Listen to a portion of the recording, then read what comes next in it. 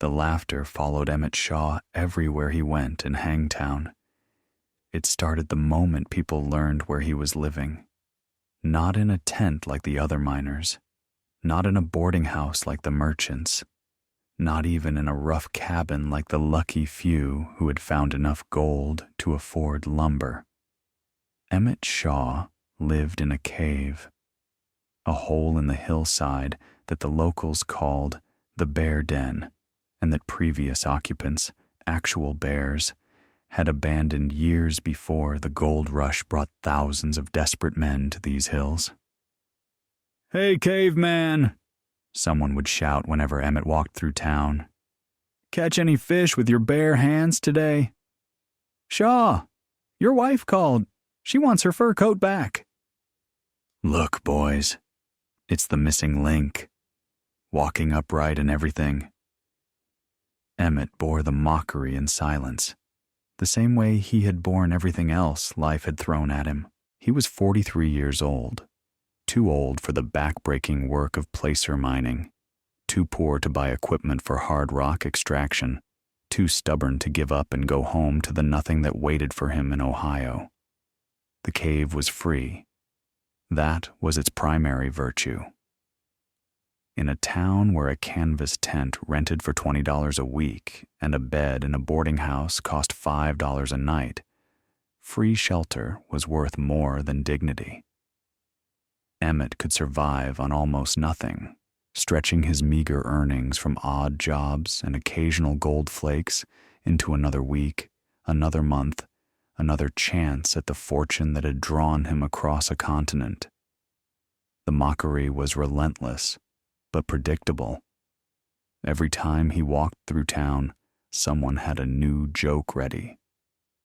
The bartender at the saloon offered him bear stew with a straight face that cracked into laughter when Emmett didn't react. The general store owner asked if he needed to buy any cave furniture. Even the children joined in, following him down the street, making growling sounds and pretending to be bears. Emmett endured it all with a patience that puzzled some and annoyed others. They wanted him to fight back, to provide entertainment beyond just being a target. His refusal to engage frustrated them, which only made the mockery more persistent. "Don't you have any pride?" one miner demanded, after a particularly cruel round of jokes. Any man with self-respect would fight back. "Self-respect isn't about what others think of me," Emmett replied calmly. "It's about what I think of myself, and I think I'm a man who does what he needs to do to survive. If that means living in a cave while I figure out my next move, then that's what it means." The miner had no response to that. Most people didn't. Emmett's quiet dignity was its own kind of armor, deflecting mockery by refusing to acknowledge its power. He had arrived in California 18 months earlier, with $300 saved from 20 years of factory work. That money had lasted exactly 4 months, eaten by overpriced supplies, worthless mining claims, and the 1,000 small expenses that separated hopeful prospectors from their savings with ruthless efficiency. Now, he had nothing but a cave, a worn-out pan, and the determination to keep trying until something changed. Something was about to change, but not in any way Emmett could have predicted. The cave had been home for 5 months when Emmett decided to make improvements. The space was adequate for sleeping, perhaps 15 feet deep and 10 feet wide, with a ceiling high enough to stand in the front section, but sloping down toward the back. The floor was hard-packed earth, dry except after heavy rains when water seeped through cracks in the rock above. The entrance faced south, catching afternoon sun that warmed the interior and made the California winters almost comfortable. But adequate wasn't the same as good. The back of the cave was too low to use. wasted space that could have stored supplies or provided additional sleeping area. The floor was uneven, making it impossible to set up a proper bed frame. The walls were rough, catching clothes and skin whenever Emmett moved carelessly in the darkness. He began the work on a Sunday morning using a pickaxe he had borrowed from a miner who owed him a favor. The plan was simple: level the floor, smooth the walls, and excavate the back section to create more usable space. A week of work, maybe two, and he would have a home that was genuinely comfortable rather than merely survivable. The rock was harder than he expected, not the soft sedimentary stone he had encountered in Ohio, but something denser, more resistant to his amateur efforts. Progress was measured in inches rather than feet, each swing of the pickaxe yielding a handful of chips and a shower of dust that filled the cave with a gritty haze. By Wednesday, he had cleared perhaps 2 feet of the back wall, enough to stand upright where before he had needed to crouch. The work was exhausting but satisfying, a project that gave his day's structure and his efforts visible results. On Thursday morning, his pickaxe struck something that rang differently. The sound was higher, sharper, almost musical compared to the dull thud of steel on stone. Emmett paused, examined the spot where his tool had landed, and saw nothing unusual, just more gray rock, indistinguishable from everything around it. He swung again, aiming for the same spot, the same sound, that strange metallic ring. Curious now, Emmett set down his pickaxe and retrieved the small hammer he used for detail work. He chipped carefully at the rock face, removing layers with the patience of a man who had nowhere else to be and nothing else to do. The gray stone gave way to something underneath, something that caught the dim light filtering in from the entrance and threw it back with a warmth that made no sense. Emmett leaned closer, his heart suddenly pounding. Yellow. The color underneath the gray was yellow, not the pale yellow of sulfur or the brassy yellow of fool's gold that had disappointed so many hopeful miners. This was the deep, rich, unmistakable yellow of actual gold, a vein of it running through the rock like a river frozen in stone, gleaming even in the dim light of his single candle. He touched it with trembling fingers, half expecting the illusion to dissolve, but the metal was real, solid, cool against his skin. He scratched it with his thumbnail and saw the characteristic softness, the way pure gold yielded to pressure unlike any other substance. For 20 years he had worked in factories, dreaming of something more. For 18 months he had struggled in California, watching that dream fade. And now, in a cave that everyone laughed at, the dream had become real in the most literal way possible. Emmett sat on the cave floor for nearly an hour, staring at his discovery, unable to fully process what he was seeing. Gold, actual gold, in the walls of his cave. The cave that everyone mocked. The cave that he had chosen only because it was free. The cave that had made him the laughingstock of Hangtown.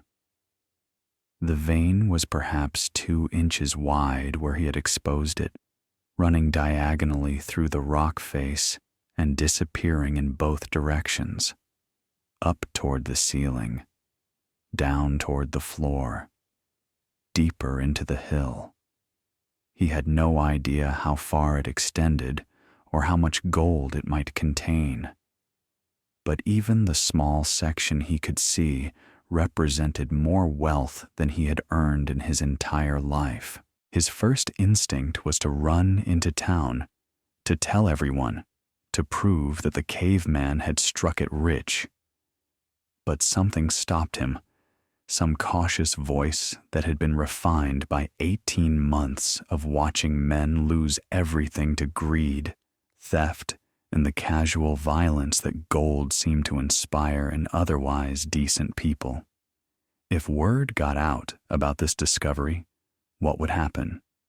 The cave was on public land, technically open to anyone who filed a claim. Emmett had never bothered with the paperwork because who would want to claim a bear den? But now, with gold in the walls, that cave was the most valuable piece of real estate in the region. Men would kill for less. He needed to think. He needed to plan. And most importantly, he needed to keep his mouth shut. The next 3 weeks were the most nerve-wracking of Emmett's life. During the day, he continued his normal routine. Odd jobs in town. Occasional panning in the played-out streams where nobody else bothered to look. The same quiet desperation that had defined his existence since arriving in California. He complained about his poverty, accepted the mockery about his cave, and gave no sign that anything had changed. At night, he worked. The vein extended farther than he had dared to hope. As he carefully excavated the back wall, following the gold deeper into the hillside, the vein widened to 6 inches, then nearly a foot. It branched in places, sending tendrils of precious metal through the surrounding rock, like roots through soil.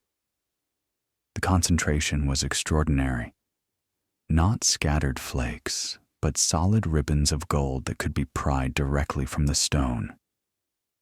Emmett extracted what he could with his primitive tools, hiding the ore in canvas sacks that he buried beneath the floor of the cave.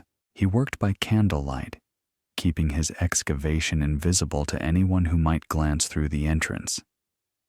He carried waste rock out in small amounts, scattering it far from the cave so no one would notice the growing pile.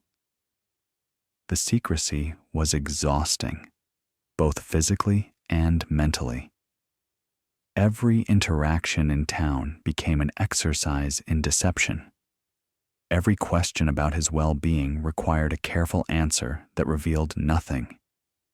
Every night he returned to his cave wondering if someone had discovered his secret, if tomorrow would bring claim jumpers or thieves or worse. But the gold kept coming, and Emmett kept working. By the end of the 3rd week, he had accumulated nearly 40 pounds of high-grade ore, hidden beneath the floor of his cave in a space that no one but him knew existed. 40 pounds of gold, worth perhaps $8,000 at current prices, more money than most men would earn in a decade of honest labor. The question was what to do with it. The assay office in Sacramento was run by a man named Henderson, known throughout the gold country for his honesty and discretion. Emmett made the journey on foot, carrying 10 pounds of his ore in a pack that he guarded with his life. The trip took 3 days each way, 3 days of sleeping rough and eating little, 3 days of constant vigilance against the bandits who preyed on travelers in these lawless hills.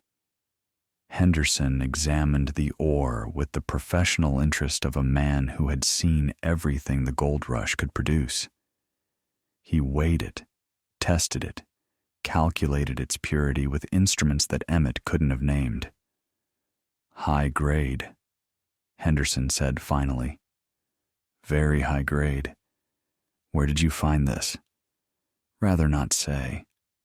Henderson nodded, unsurprised. Secrecy was the norm in gold country.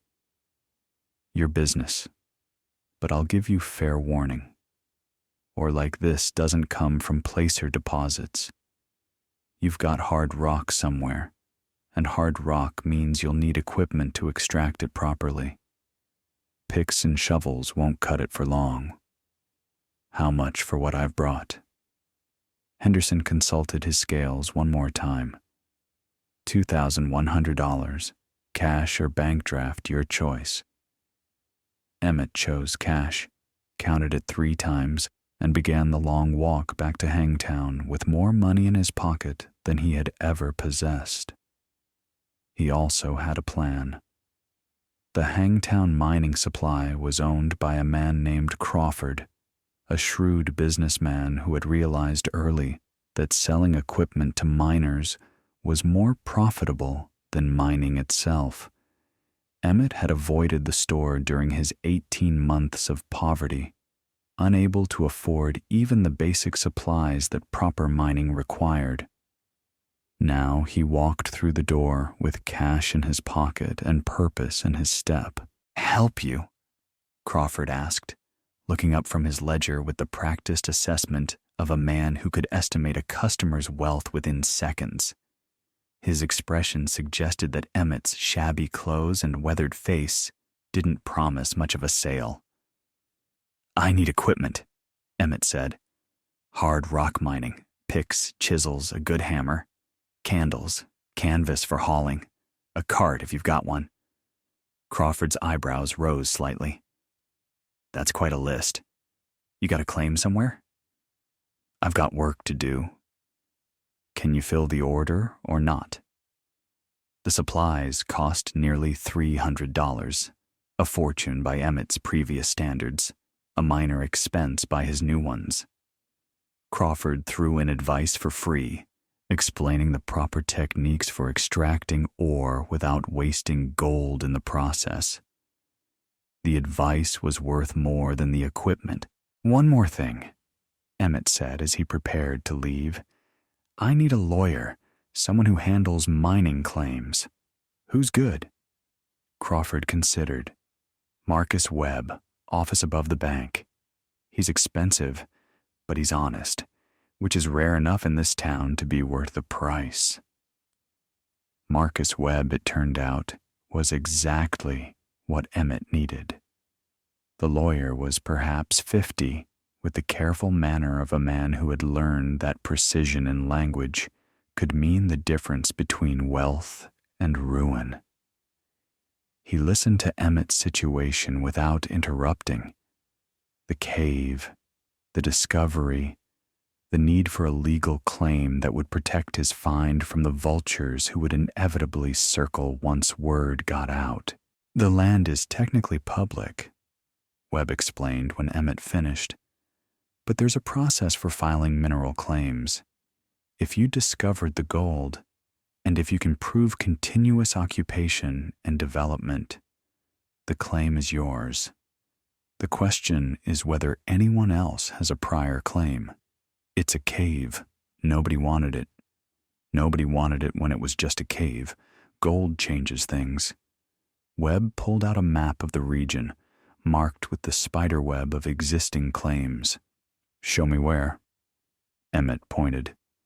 Webb examined the map, cross-referenced with his records, and slowly began to smile. "You're in luck.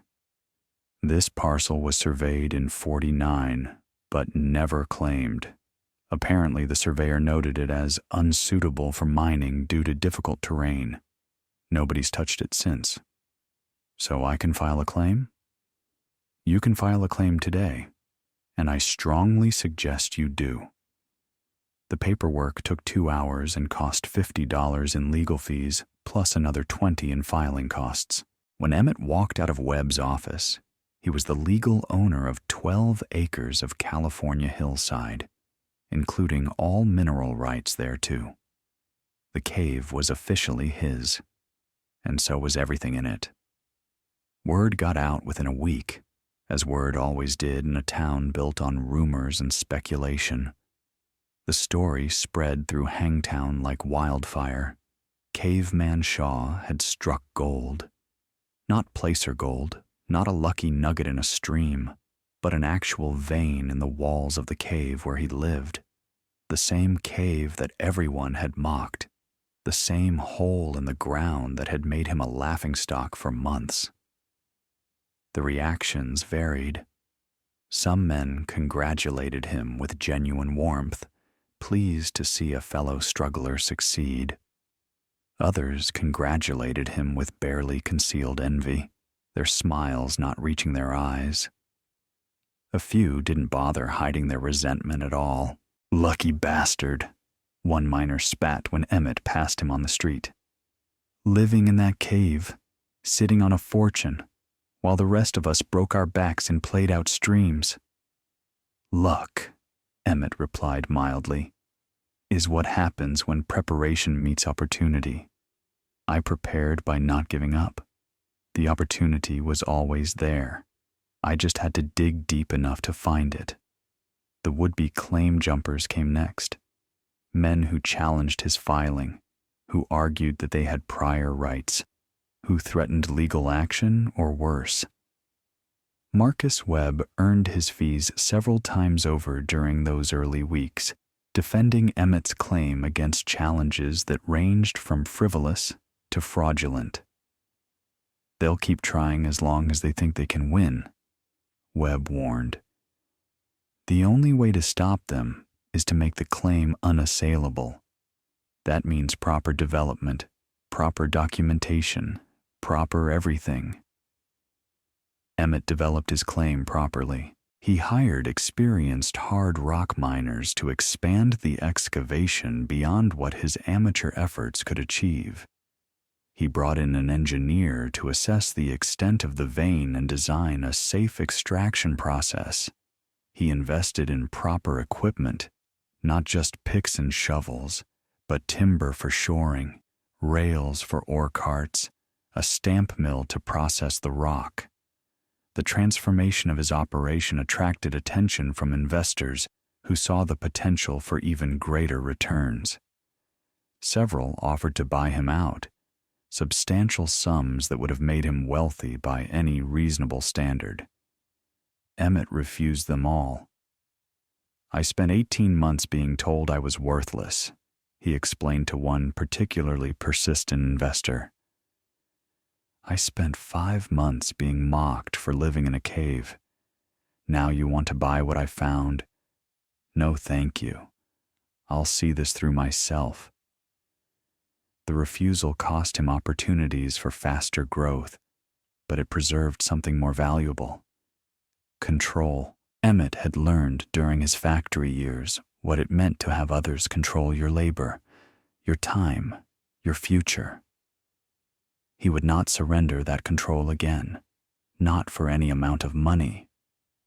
He ran the mine with the same careful attention to detail that had characterized his secret excavation. Every worker was treated fairly, paid well, and protected as much as possible from the dangers inherent in underground work. When other mine owners cut corners on safety to maximize profits, Emmett invested in better timber, better ventilation, better equipment. "You'll never get rich spending money like that," Crawford observed during one of Emmett's regular visits to the supply store, now conducted as a valued customer rather than a desperate pauper. "I'm already rich," Emmett replied. "What I want now is to stay rich without killing the men who work for me. That's worth whatever it costs." The cave that had sheltered him from poverty became the entrance to a proper mine. The mockery that had followed him through town became a memory that people preferred not to mention. The man they had called Caveman became Mr. Shaw, addressed with the respect that wealth commanded in a society built on gold.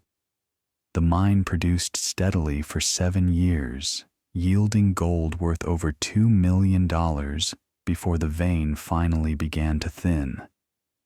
Emmett had long since stopped living in the cave by then. He had built a proper house in town, a Victorian structure with all the modern conveniences that his factory worker past could never have imagined. He had invested in other businesses, a general store, a lumber mill, shares in the railroad that was slowly connecting California to the rest of the nation. But he never sold the cave, never even considered it. "It saved my life," he told a newspaper reporter who asked about his attachment to the original claim. "When I had nothing, it gave me shelter. When everyone mocked me, it kept my secret. When I was ready to give up, it revealed the fortune that had been waiting there all along. A man doesn't sell something like that. The reporter wrote a flattering article about the self-made millionaire who had risen from cave-dwelling poverty to become one of the wealthiest men in the region. The article noted Emmett's charitable contributions, a school for miners' children, a hospital that treated patients regardless of ability to pay, a fund for widows and orphans of men killed in mining accidents. What the article didn't note was how those contributions felt to Emmett. Not like charity exactly, more like repayment. The gold had come from the earth, and the earth belonged to everyone. Sharing the wealth was simply returning a portion of what he had been given. You could have kept it all, Marcus Webb observed once, reviewing the accounts that showed how much Emmett had given away. Nobody would have blamed you. You earned every dollar. Did I? I swung a pickaxe and hit something valuable. The gold was already there, had been there for millions of years. I just happened to be the one who found it. Emmett shook his head. A man who thinks he earned a fortune because he was lucky enough to stumble over it is a man who doesn't understand how the world works. The townspeople who had mocked Emmett Shaw never apologized, at least not directly, but their behavior changed in ways that served as apology enough. The men who had called him caveman now tipped their hats when he passed. The merchants who had extended him credit grudgingly now competed for his business. The women who had looked through him as if he were invisible now smiled and inquired about his health. Emmett accepted the changed behavior without comment. He understood that people were people. They followed success and fled failure, admired strength and dismissed weakness. The mockery had never been personal, not really. He had simply been an easy target, a reminder of the failure that every miner feared, a cautionary tale that helped others feel better about their own struggling circumstances. Now he was a different kind of story, a success tale, an inspiration, proof that fortune could find anyone willing to persist long enough. The change in how people treated him reflected not a change in their character, but a change in his circumstances. He married in 1859 a widow named Sarah who had lost her first husband to a mining accident and who understood both the opportunities and dangers of life in gold country.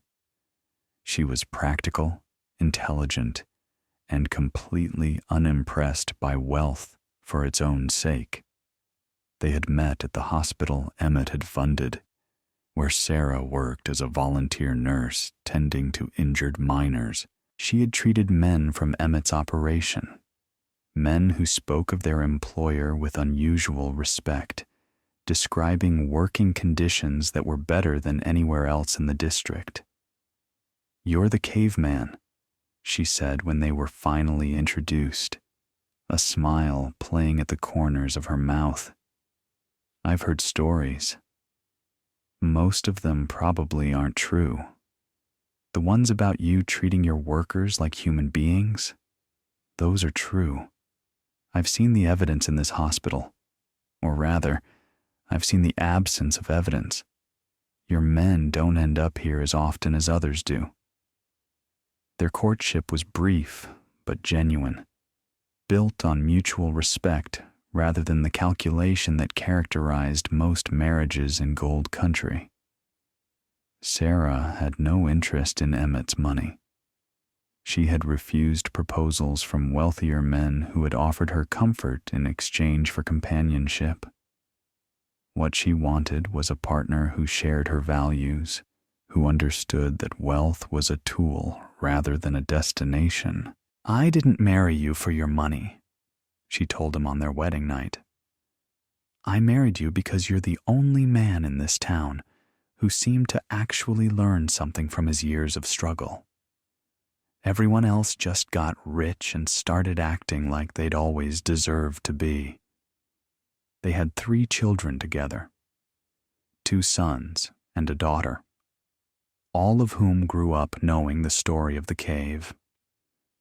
Emmett took each of them there when they were old enough to understand, showing them the entrance that had once been his only shelter, the walls that had revealed their family's fortune, the darkness that had somehow led to light. Remember this, he told each child in turn. Remember that everything you have came from a hole in the ground that everyone laughed at. Remember that value isn't always visible on the surface. Remember that the people who mock you today might need your help tomorrow, and that you should give it anyway. Emmett Shaw died in 1887 at the age of 78 in the bedroom of the house he had built with gold from his cave. The funeral was the largest Hangtown had ever seen. Miners and merchants, bankers and beggars, people from every level of the society that gold had created. All of them came to pay respects to the man who had risen from cave-dwelling mockery to become the town's greatest benefactor. The minister who delivered the eulogy spoke of faith and perseverance, of the rewards that came to those who endured. But it was Sarah Shaw, speaking last, who captured what her husband had actually meant to the community. Emmett never forgot where he came from, she said, her voice steady despite her grief. He never forgot what it felt like to be poor, to be mocked, to be dismissed as worthless. That memory made him generous when he could have been selfish, kind when he could have been cruel, humble when he could have been proud. She paused, looking out at the crowd of faces, some wet with tears, some carefully composed, all watching her with the attention that the moment demanded. They laughed at him for living in a cave. He could have laughed back when he struck it rich.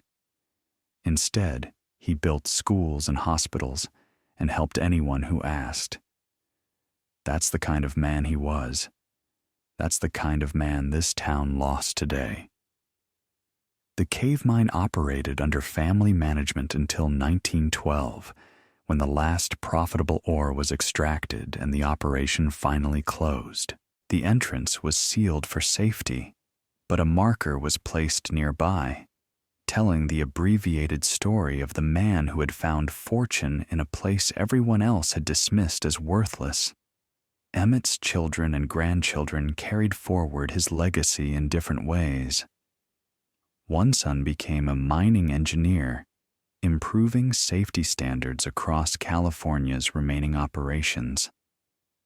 The daughter became a teacher at the school her father had founded, educating children whose parents worked in conditions her father had helped make safer. The other son managed the family's business interests, maintaining the ethical standards that Emmett had established. The Shaw Foundation, created from the bulk of Emmett's estate, continued funding hospitals, schools, and relief programs for more than a century. The foundation's motto, chosen by Sarah after her husband's death, captured his philosophy in 5 words. Fortune shared is fortune multiplied. The town itself changed over the decades. The gold played out, the miners moved on, and Hangtown became Placerville, a quiet foothill community where the wild days of the gold rush gradually faded into history. But the institutions Emmett had built remained. The hospital, expanded several times but still serving the community. The school, now part of a larger district but still bearing his name. The foundation, still distributing funds to causes he would have recognized and approved. The marker still stands today, weathered by more than a century of California seasons. Visitors who find it learn about Emmett Shaw, the factory worker who came west seeking gold, the caveman who endured mockery rather than abandon hope, the millionaire who gave away as much as he kept. But the full story is more than any marker can contain. It's the story of a man who refused to let others define his worth, who kept digging when everyone told him to give up, who found treasure in the last place anyone would have thought to look. Geologists who later studied the cave determined that the gold vein had been formed millions of years ago, when volcanic activity forced mineral-rich water through cracks in the ancient rock. The specific conditions that created such a concentrated deposit, the right temperature, the right pressure, the right chemical composition, were extraordinarily rare. Emmett couldn't have known any of this when he swung his pickaxe at the cave wall. He had simply been trying to make his miserable shelter slightly less miserable and had stumbled upon one of the richest deposits in California gold rush history. The irony was not lost on those who told his story in later years. Thousands of miners had searched these hills with sophisticated equipment and hard-won expertise.